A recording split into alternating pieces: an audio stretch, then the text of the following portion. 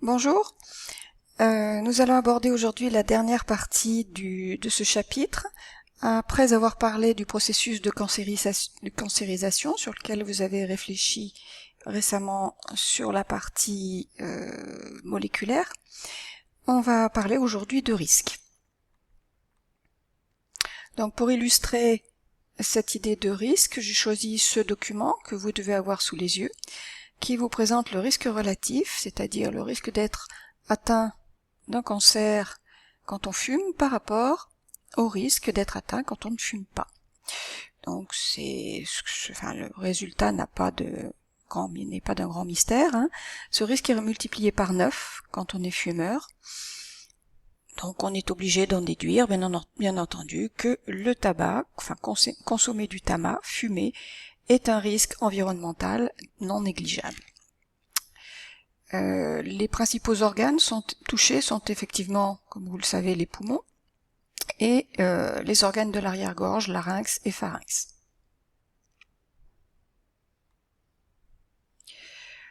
D'autres risques, les infections microbiennes sont à l'origine de certains cancers, dans 15 à 30% des cas. Les virus, si vous vous souvenez de vos chapitres sur l'immunité, s'insèrent dans le génome et ils s'insèrent pas forcément au bon endroit. Ils se placent pas là où il y a personne, ni entre deux gènes, mais ils peuvent fragmenter des gènes et donc les rendre infonctionnels. D'où des perturbations dans le fonctionnement des cellules. Donc certains virus aussi, autre point, ont la particularité de faire s'exprimer par la cellule hôte des protéines virales qui se fixent sur des molécules régulatrices du cycle cellulaire. Et donc vous avez vu, comme vous avez travaillé justement sur une molécule régulatrice, si celle-ci est défectueuse, ça dérègle tout le cycle. Et donc ça favorise l'apparition de tumeurs. Pour terminer, on va rapidement aborder comment lutter contre ces maladies multifactorielles. Vous avez vu le diabète, on vient d'aborder les cancers. Bien, ma foi, je dirais dans un premier temps, éviter les facteurs de risque, comme l'alimentation, l'inactivité, le tabac. En somme, il faut soigner son hygiène de vie. C'est primordial. On peut aussi dépister. Plus on dépiste tôt, plus le traitement pourra être efficace. Ça, c'est indéniable. On peut aussi protéger par des vaccins quand c'est possible. Alors actuellement, il y a un vaccin contre les papillomavirus qui sont des virus qui affectent le col de l'utérus. Donc ça fait une dizaine d'années, je crois que c'est commercialisé. Donc l'efficacité, j'en ai pas de retour, on pourrait peut-être chercher. Traiter, bien entendu, une fois qu'un cancer est déclaré, il faut le traiter.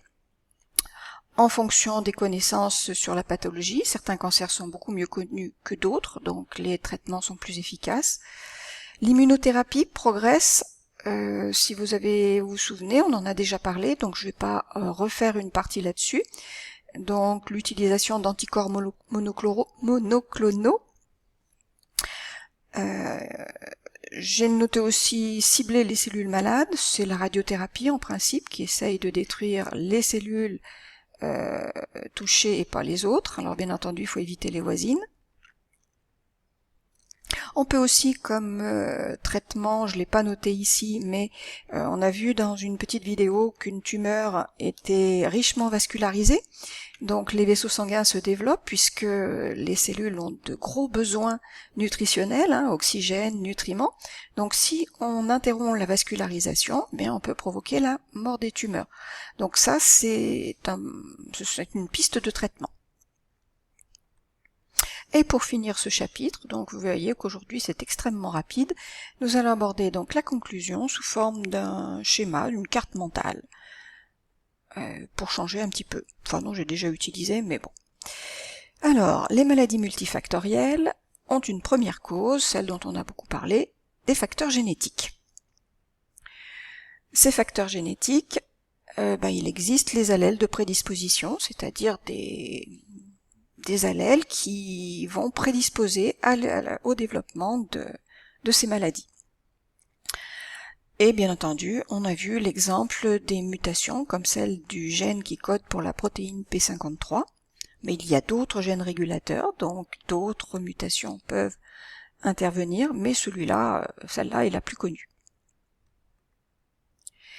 Les facteurs environnementaux, ça c'est le deuxième aspect, que l'on a vu dans les deux cas, plus ou moins rapidement. Et dans ces facteurs environnementaux, il y a l'hygiène de vie, dont je viens de vous parler, le tabac, l'alimentation, les virus. Alors les virus, on n'a pas beaucoup de, c'est pas de notre faute, hein, donc il faut simplement traiter, protéger. Les traitements, alors j'ai mis la thérapie génique, dont je vous avais mis une petite vidéo aussi, qui est en progrès, mais bon, il faut chercher pour avoir des retours positifs, mais a priori ça progresse bien. L'immunothérapie, dont je vous avais parlé, les vaccins, dont je viens de vous parler, et bien sûr on peut éviter certains facteurs de risque, hein, comme le tabac, la suralimentation, je l'ai pas rayé mais on en a parlé, hein. Trop manger c'est pas bon, manger trop gras aussi, donc il faut favoriser une alimentation saine. J'ai pas mis l'activité, mais on pourrait rajouter être actif. C'est un bon équilibre. Normalement, notre alimentation doit compenser nos dépenses, mais doit pas être supérieure à nos dépenses. Puisque si l'alimentation est supérieure aux dépenses, on stocke. Voilà ce que j'avais à vous dire sur ce chapitre. Nous avons donc terminé. Merci de m'avoir écouté. Au revoir, à bientôt.